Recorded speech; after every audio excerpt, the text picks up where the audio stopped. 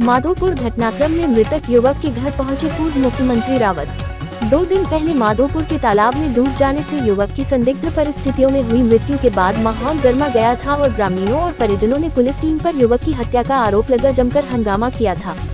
वहीं इस प्रकरण में अब राजनीतिक दलों के नेताओं की बयानबाजी भी शुरू हो गई है, जहां एक तरफ कल पूर्व कैबिनेट मंत्री स्वामी यतीश्वरानंद ने इस घटनाक्रम में पत्रकार वार्ता कर पुलिसकर्मियों को निर्दोष बताते हुए गौ तस्करों के खिलाफ सख्त से सख्त कार्रवाई की बात कही थी। वहीं पूर्व मुख्यमंत्री हरीश रावत मृतक युवक के गांव सोहनपुर गाड़ा में पहुंचे और मृतक युवक के परिजनों से मुलाकात कर उन्हें सांत्वना दी। इस दौरान पूर्व मुख्यमंत्री हरीश रावत ने कहा कि यह एक बहुत बड़ी दुखद घटना है। उत्तराखंड प्रदेश में इस तरह की घटना होना बहुत निंदनीय है। उन्होंने कहा कि इस संबंध में उन्होंने उच्च अधिकारियों से वार्ता की है और जो भी इस घटनाक्रम में शामिल है उनके ऊपर जल्द से जल्द कार्रवाई की जानी चाहिए। उन्होंने कहा कि वह इस प्रकरण में मुख्यमंत्री से भी बात करेंगे। पूर्व कैबिनेट मंत्री स्वामी यतीश्वरानंद की गौ तस्करों को गोली मारने के बयान पर भी उन्होंने पलटवार कर कहा कि मंगलौर चुनाव के बाद वह समझ गए थे कि स्वामी यतीश्वरानंद उत्तराखंड शासन से ऊपर है, लेकिन अब उन्हें लगता है कि वह संविधान से भी ऊपर है। मरहूम वसीम के वालिद और उनकी वालिदा से और उनके परिवार के, उनकी बहनों से उनका दुख बांटने के लिए आया, उनका गम बांटने के लिए आया, क्योंकि मैंने देखा है कि एक जवान बेटे का जाने का दुख क्या होता है।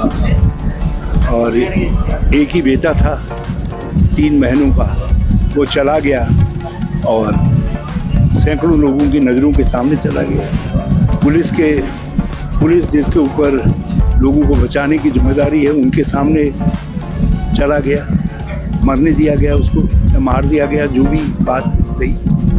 तो ये बड़ा दुखद है। मैं अफसोस प्रकट करने भी आया हूँ और बहुत दुखी भी, क्योंकि हमारे राज्य में ऐसा नहीं होना चाहिए। ये बलिदानों से बना हुआ राज्य है।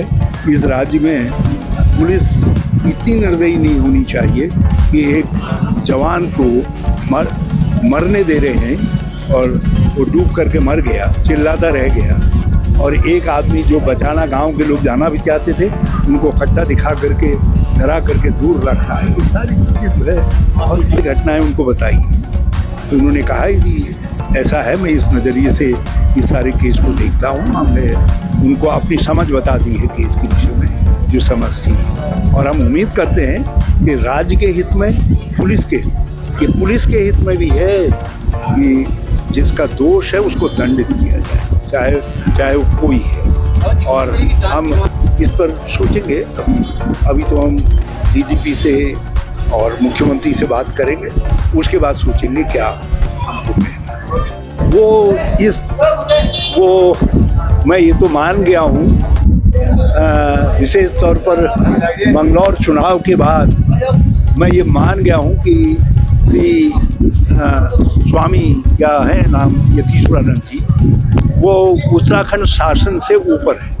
ये सुपर बॉस ऑफ उत्तराखंड शासन, ये तो मैं मान गया था, लेकिन अब मुझको लग रहा है कि वो भारत के संविधान से भी ऊपर हैं।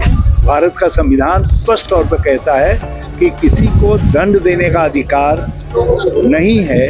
दंड देने का अधिकार किसी को केवल कोर्ट, न्यायाधीश को, और वो भी by the process of law है, by the process of law. और यदि वो भारत के संविधान से, भारत के कानून से, सुप्रीम कोर्ट से ऊपर हो गए हैं, तो उनको मैं बधाई देना चाहता हूं। पहले हम धामी जी से ऊपर तो मान रहे थे, लेकिन अब हमको लग रहा है कि सुप्रीम कोर्ट